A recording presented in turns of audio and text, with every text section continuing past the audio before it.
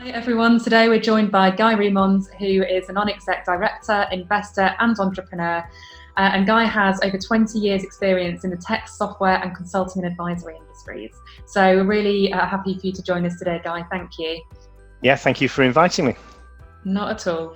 So with 20 years experience in business, there must have been a point in your career when you had to start thinking more about building your personal brand. Can you tell us a bit more about when that was?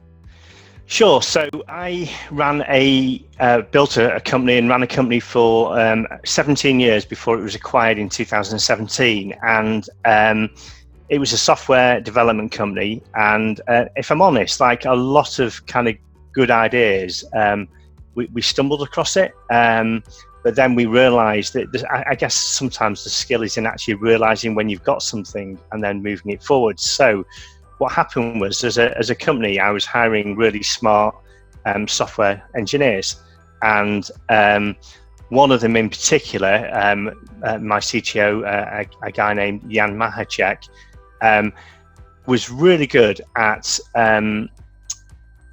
working in helping user groups locally, and also worked with Skills Matter in London, which was a company that specialized in building tech communities.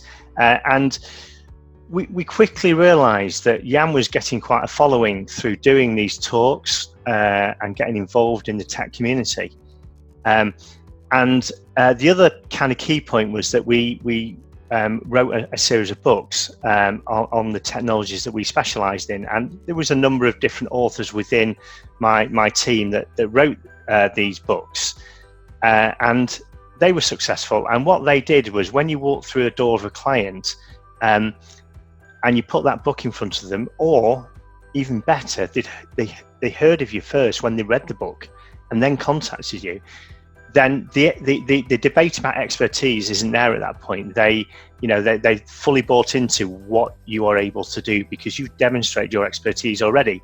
So, books were great. The user groups and the community tech stuff was great.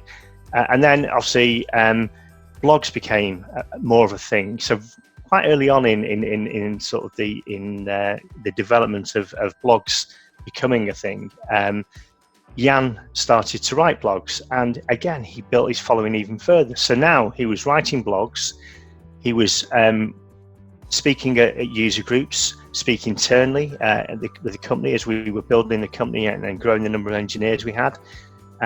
He was doing some national stuff, and he started also then to present at conferences.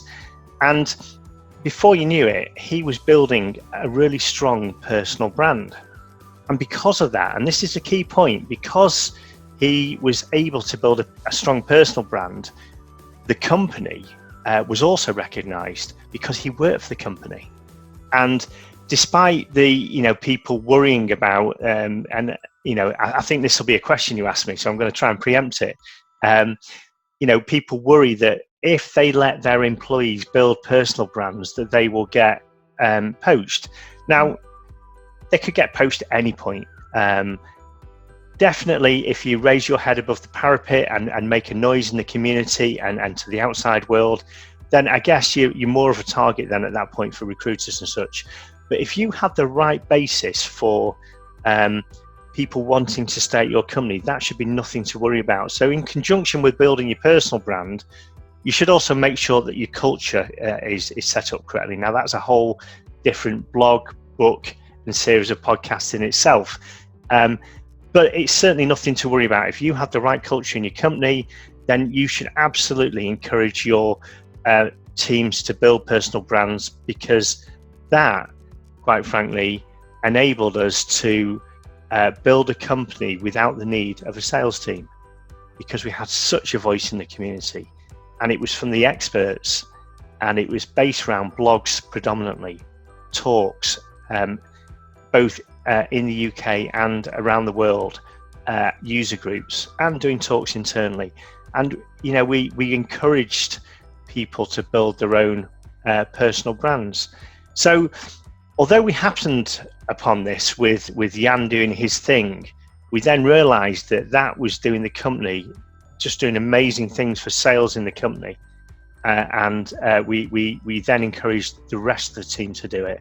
And actually, it became part of our interview process. So, you know, we made people aware of this, and they were probably already aware of it, because the other strategic byproduct from working in this way is that potential employees get to hear about you. So, you know, they hear about the exciting stuff you're doing. You know, we specialised in a relatively niche technology when we first worked in this area, and it began to grow. And as it began to grow, and our people began to talk about it in the blogs, in the user groups, in the conferences, then our notoriety in this area and for expertise grew, and we became the go-to company in this area. Now, the second kind of strategic byproduct from this, at this point, strategy, was that partners became interested in working with us. And when I say partners, the people whose technology we were talking about and we were experts in, and there was a number of technologies, went, wow, these guys, not only are they kind of doing great things for themselves, they're really helping us. So we then built a partnership with those companies, and that was also had a massive impact on our sales pipeline, because then the domain experts, the people that actually built the technologies, when they were approached by companies looking for companies to build their software with these technologies, they referred them to us. So that was another great strategic byproduct from this policy and this strategy of allowing the team and encouraging the team to build their own personal brand, and not worry about them going, because our staff retention was incredible throughout our existence, and it was because we had the right cultural platform behind us as well.